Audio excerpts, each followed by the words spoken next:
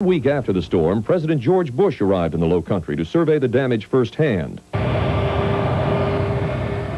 Air Force One touched down at the Charleston Air Force Base about 7 this morning. The president arriving for a hastily arranged first-hand look at a critically wounded South Carolina.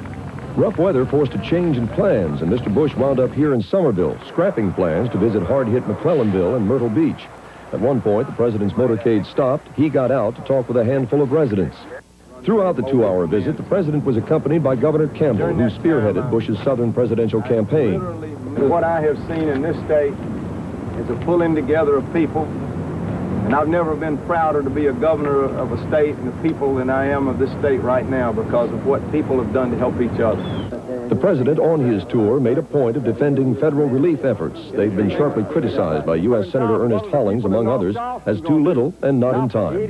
I am satisfied that the federal government has moved and moved expeditiously. You know, it's easy to criticize. The president signed a more than $1 billion hurricane relief package on the way to South Carolina, and he wrote a $1,000 personal check to the American Red Cross after he got here. The Justice Department is sending $1 million to help with police overtime and repair of equipment. The Commerce Department is pumping $5 million into efforts to help more than 500,000 displaced workers. Returning to the Charleston Air Force Base, Mr. Bush made a brief, formal statement.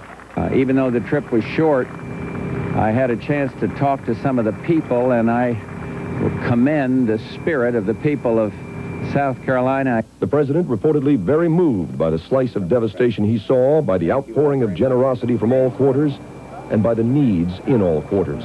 And that is what he is taking back to the White House.